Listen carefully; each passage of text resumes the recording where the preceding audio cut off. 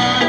ตุ้มเบิดตุ้มฟ้าขบวนเสริมเขาแห่กันโดดเด่นเป็นตำนานคนอีสานสืบกันมา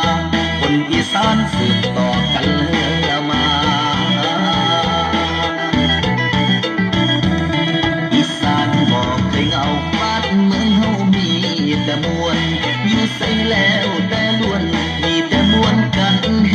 ฮาบุญน้อยและบุญใหญ่ถึงปีไม่ออกพรรษาส่วนเสกและเฮฮามวนกันมาตั้งแต่ปางใดมวนกันมาตั้งแต่ปางใด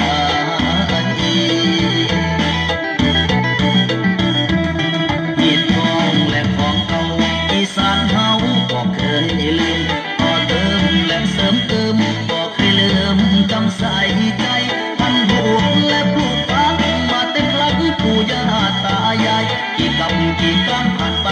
บอกเงือกหายจากคนอีสานบอกเงือกหายจากคนอีสาน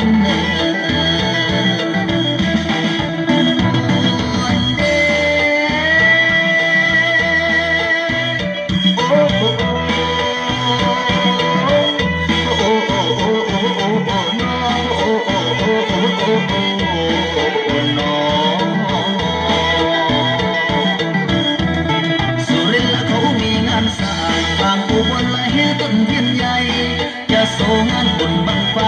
อีกงานไม่ละทางเมืองขอนแก่นเมืองเลยแห่บีตาโคนเมืองสกลแห่ปราสาทเพิ่งงามหลายโอ้ยเป็นตาเบิ้งไหลเหลือไฟแล้วมาขาดพนมพอแล้วบ่แพ้101พอแล้วบ่แพ้101บุญพระเวทน้ำตาหน้าชมได้กินแล้วก็ปุ่นขนมได้กินแล้วก็ตุ่มขนมมวนคักแน่ย้ำแก่กันลอนเป็นตาอ่อนซ้อนเด้เมืองอีสาน